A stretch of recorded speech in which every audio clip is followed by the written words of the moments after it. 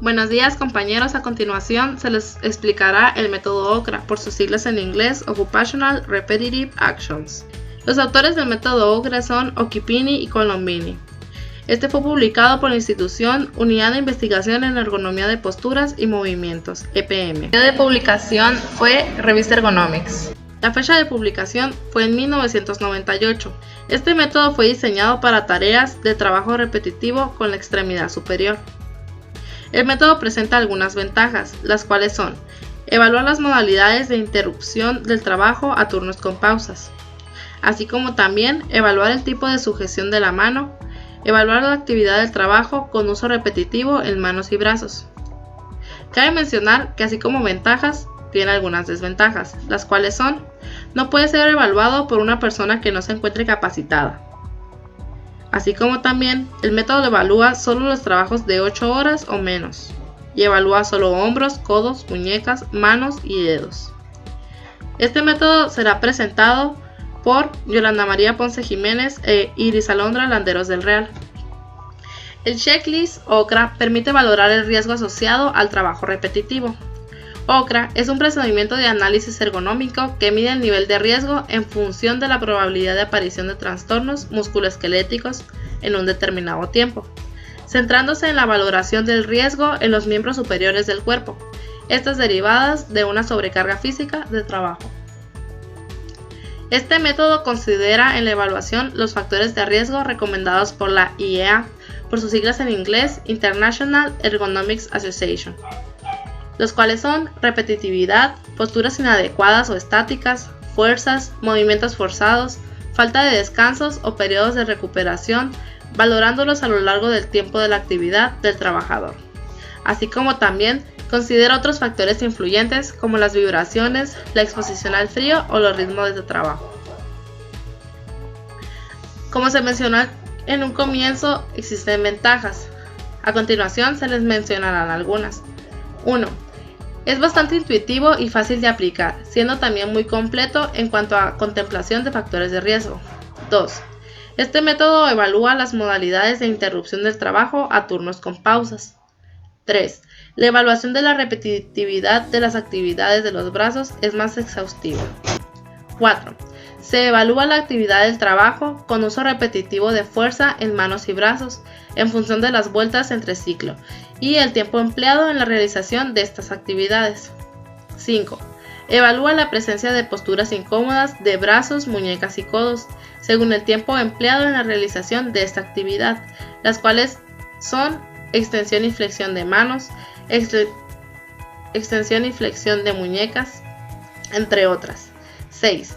Evalúa el tipo de sujeción o agarre con la mano de objetos o herramientas, según el tiempo empleado en la realización de las tareas. Algunas de estas son el agarre en pinza, agarre en gancho y agarre palmar. 7. Evalúa la presencia de otros factores de riesgos complementarios. Entre estos están uso de guantes inadecuados al trabajo a desarrollar, molestos, demasiado gruesos, tallas equivocadas, etc. Uso de instrumentos vibrantes. Uso de herramientas que provoquen compresiones en la piel, enrojecimiento, cortes o ampollas. Realización de tareas que requieran precisión. Ritmo de trabajo parcial o totalmente determinado por la máquina. 8. Se tiene en cuenta el tiempo de exposición de cada tarea repetitiva a la hora de calcular el índice checklist OCRA, así como el carácter acumulativo de las diferentes exposiciones. 9. Se evalúa el porcentaje de horas con trabajo repetitivo en el turno. Limitaciones o desventajas. 1. Existen bastantes respuestas intermedias sin especificar ni cuantificar prácticamente en todos los apartados del método, por lo que la selección de las mismas tiene un carácter subjetivo por parte de la persona que aplica el método. 2. En el apartado de la evaluación de la presencia o ausencia de pausas de descanso o de otras tareas no repetitivas, no considera la posible presencia de micropausas dentro de una tarea determinada, como puede ser, por ejemplo, el caso de un puesto de trabajo en una cinta de alimentación que en algún momento determinado no esté transportando productos que puedan ser recogidos por él o la trabajadora, con el cual este descansa las zonas corporales de riesgo, aunque sea por unos segundos. 3. El método no evalúa el uso repetitivo de fuerza de carácter ligero.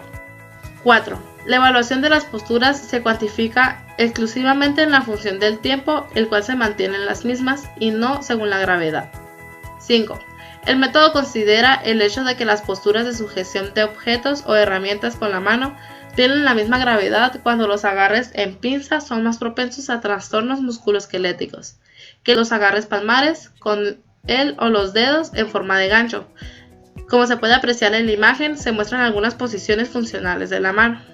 El método Okra Checklist se organiza por 7 tablas diferentes, las cuales se denominan 1. Organización, 2. Recuperación, 3. Frecuencia, 4. Fuerza, 5. Posturas, 6. Otros factores y 7. La tabla de resultados. A continuación se evaluará a una operadora con el método Okra. La operadora llega a las 8 a.m. y sale a las 3 p.m. Tiene 2 descansos de 15 minutos a las 10 a.m. y a las 12 p.m. más una hora para comer a la 1 p.m.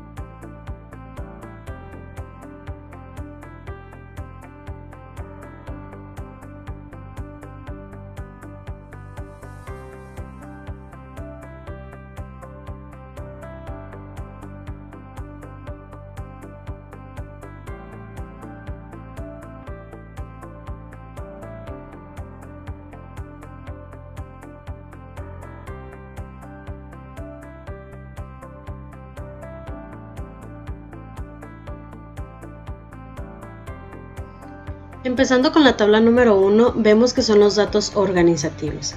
En primera opción tenemos la duración del turno. Este se divide en oficial y efectivo. El tiempo oficial es el que ya es establecido por la empresa y el tiempo efectivo es en el que realmente el operador se encuentra realizando la operación.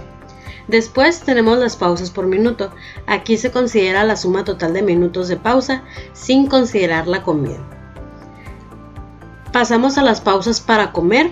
Solo se está considerada dentro del turno el tiempo total de trabajo no repetitivo, el tiempo neto de trabajo repetitivo, que ese se saca con una fórmula que es igual a tiempo neto de trabajo repetitivo es igual a duración del turno menos pausas para comer. Así como también el número de unidades por turno se saca con esta fórmula, que es número de unidades por turno es igual a jornada en minutos por 60 sobre el tiempo estándar. Después tenemos el tiempo neto del ciclo, que es lo que observamos, y el tiempo neto de trabajo repetitivo según observado, que es el total del ciclo que observamos. Ahora vamos a organizar los datos que vienen en nuestro problema. Tenemos que la duración del turno es de 7 horas, lo cual vienen siendo 420 minutos.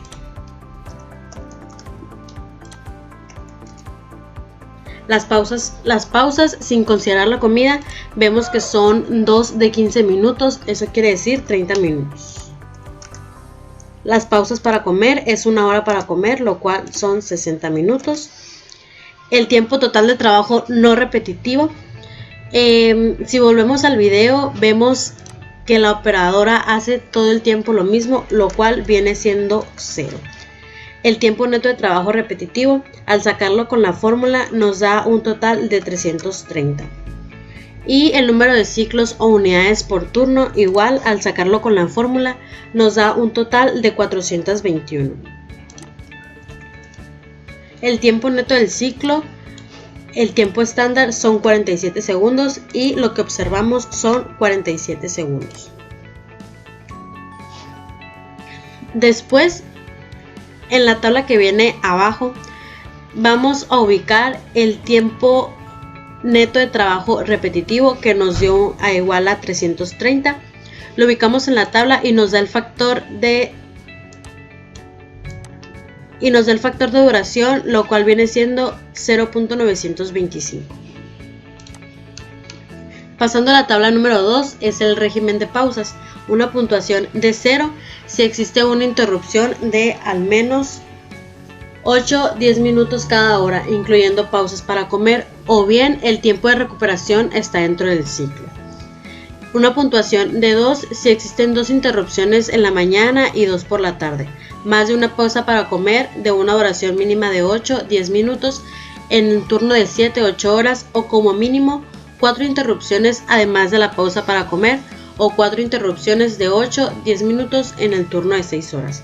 Una puntuación de 3 si existen 2 pausas de una duración mínima de 8-10 minutos, cada una en el turno de 6 horas, sin pausa para comer, o bien 3 pausas más una pausa para comer en el turno de 7-8 horas. Una puntuación para 4 si existen 2 interrupciones más de una pausa para comer de una duración mínima de 8-10 minutos en el turno de 7-8 horas.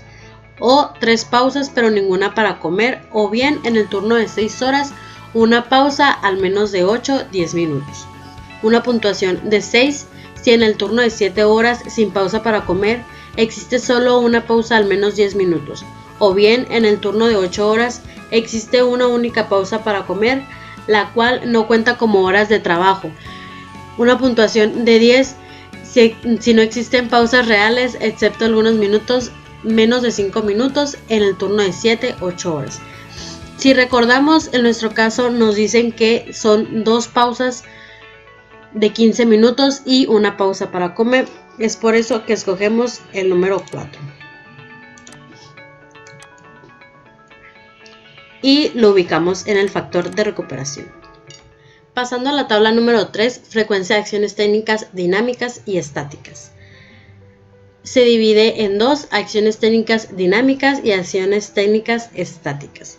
Una puntuación de 0 si los movimientos de los brazos son lentos con posibilidad de frecuentes interrupciones, 20 acciones por minuto. Una puntuación de 1 si los movimientos de los brazos no son demasiado rápidos, 30 acciones por minuto o una acción cada 2 segundos, con posibilidad de breves interrupciones. Una puntuación de 3 si los movimientos de los brazos son bastante rápidos, cerca de 40 acciones por minuto, pero con posibilidad de breves interrupciones.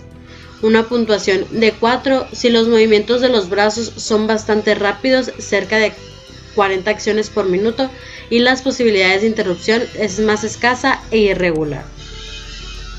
Una puntuación de 6 si los movimientos de los brazos son rápidos y constantes, cerca de 50 acciones por minuto. Una puntuación de 8 si los movimientos de los brazos son muy rápidos y constantes, 60 acciones por minuto.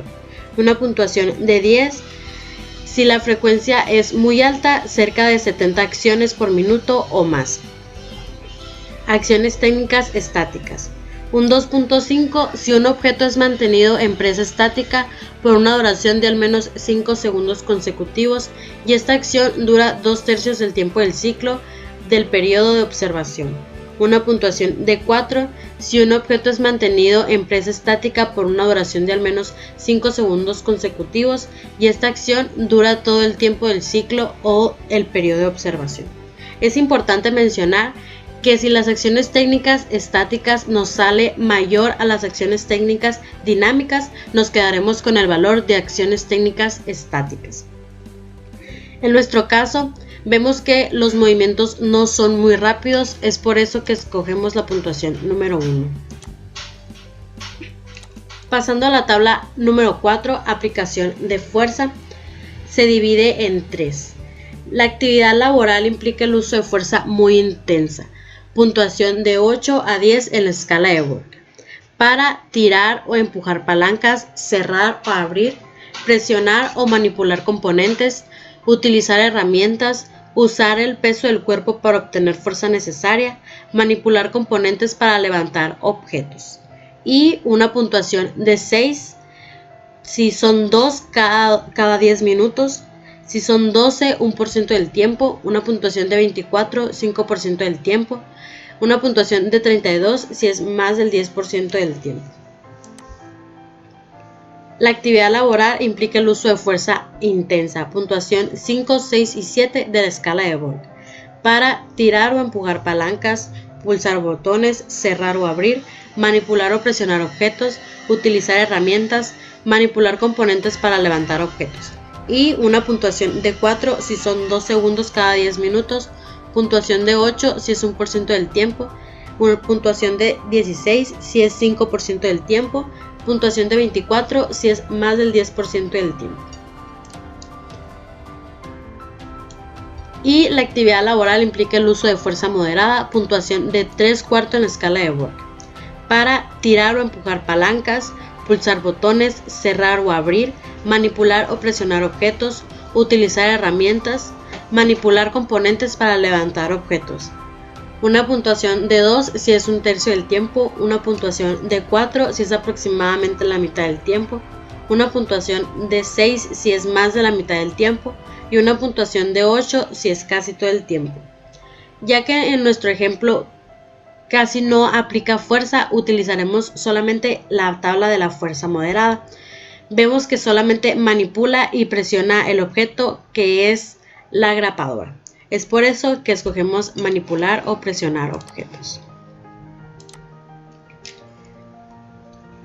Al ver el tiempo, vemos que lo hace un tercio del tiempo. Después solo ubicamos el factor fuerza en la mano derecha y en la mano izquierda. Pasando a la tabla número 5, posturas forzadas, vemos que esta se divide en 5. A, hombro; B, codo; C, muñeca; D, mano; y E, estereotipos. Empezamos con el hombro. Una puntuación de 1 si los brazos no descansan sobre la superficie de trabajo, sino que están ligeramente elevados durante algo más de la mitad del tiempo. Una puntuación de 2 si los brazos se mantienen sin apoyo casi a la altura del hombro o en otra postura extrema por casi un 10% del tiempo. Una puntuación de 6 si los brazos se mantienen sin apoyo casi a la altura del hombro o en otra postura extrema por más de la mitad del tiempo. Una puntuación de 12 si los brazos se mantienen sin apoyo casi a la altura del hombro o en otra postura extrema por casi todo el tiempo. Y adicionalmente se le pone un 24 si las manos operan por encima de la cabeza por más del 50% del tiempo. En nuestro caso, si volvemos al video, vemos que los hombros no se apoyan en ninguna superficie. Es por eso que escogemos el número 1.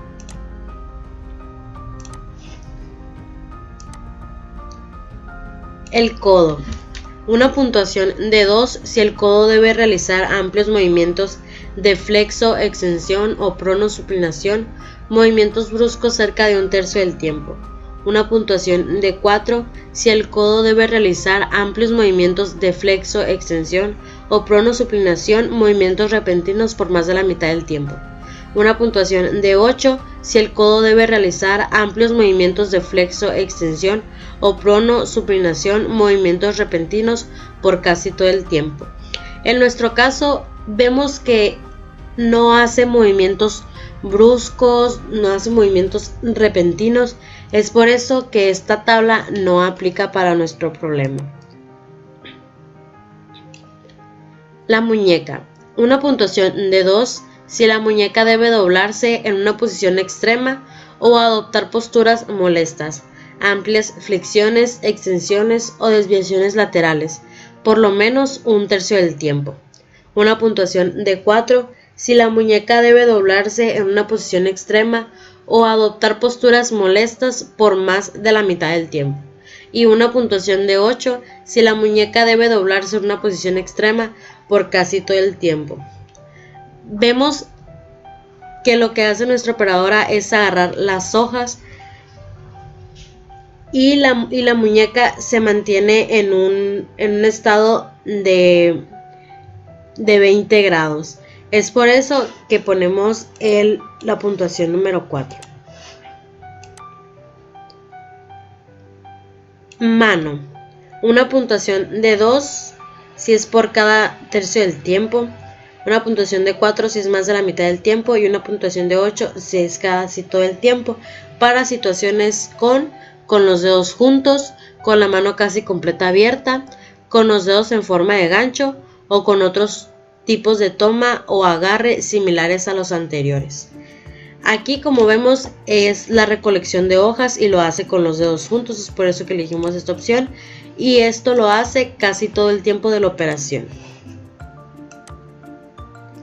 Estereotipos. Una puntuación de 1.5 si existe presencia del movimiento del hombro, codo, muñeca y manos idénticos repetidos por más de la mitad del tiempo, o tiempo de ciclo entre 8 y 15 segundos en que prevalecen las acciones técnicas, incluso distintas entre ellas, de los miembros superiores.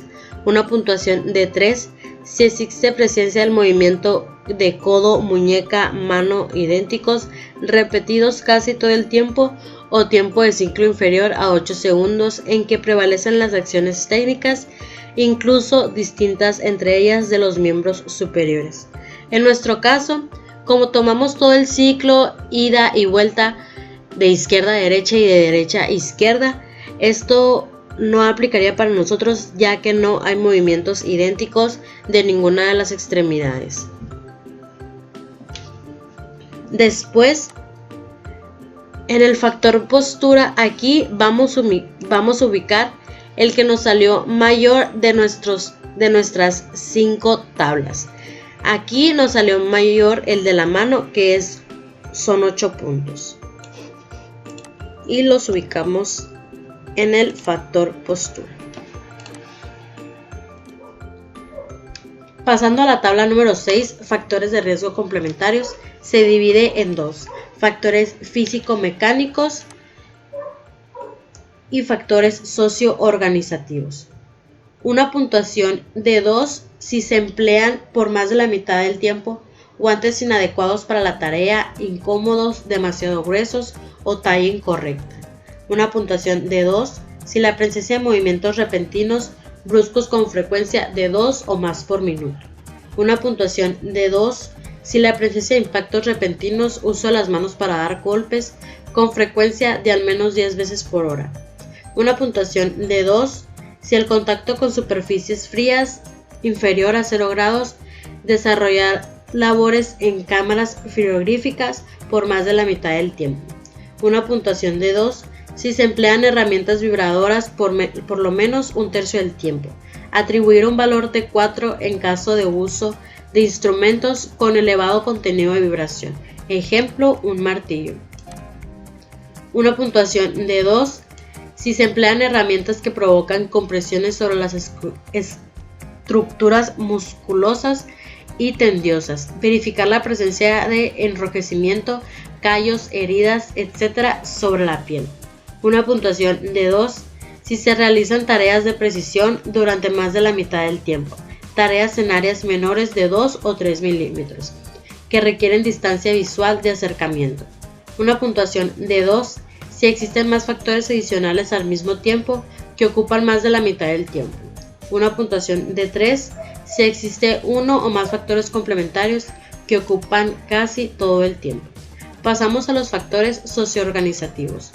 Una puntuación de 1 si el ritmo de trabajo está determinado por la máquina, pero existen espacios de recuperación, por lo que el ritmo puede acelerarse o desacelerar. Una puntuación de 2 si el ritmo de trabajo está completamente determinado por la máquina. En nuestro caso no aplica ninguna de estas especificaciones, es por eso que esta tabla no aplica para nuestro problema. Pasando a la tabla número 7, vemos que está empresa, descripción, fecha y puesto. Aquí pondremos lo que venimos haciendo en nuestra operación. En la empresa es ACSASB. La descripción de la operación es compaginado de documentos. La fecha fue el 20 de marzo y el puesto, una operadora.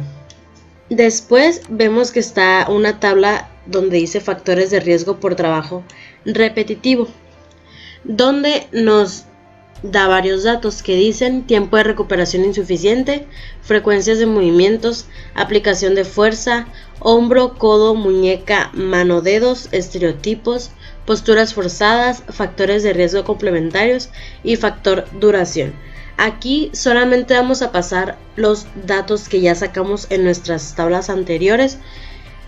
El primer punto viene siendo nuestra tabla número 2, el segundo punto viene siendo nuestra tabla número 3, el tercer punto viene siendo nuestra tabla número 4. Hombro, codo, muñeca, mano, dedos y estereotipos son componentes de nuestra tabla número 5, que es posturas forzadas, y factores de riesgo complementarios es nuestra tabla número 6. Y el factor de duración lo sacamos de la primera tabla. Solo ponemos los datos como están. Y después vemos el índice de riesgo y valoración. Este lo sacaremos con una fórmula que es esta. Índice de riesgo igual a recuperación más frecuencia más fuerza más postura más otros factores. Todo esto multiplicado por el factor de duración. Esto quiere decir que vamos a sumar de nuestra tabla número 2 a nuestra tabla número 6 y vamos a multiplicar el resultado por lo que nos dio en la tabla número 1. Así el índice de riesgo nos da 13.87. Después tenemos la escala de valoración de riesgo. Hasta 7.5 el color es verde y el nivel de riesgo es aceptable.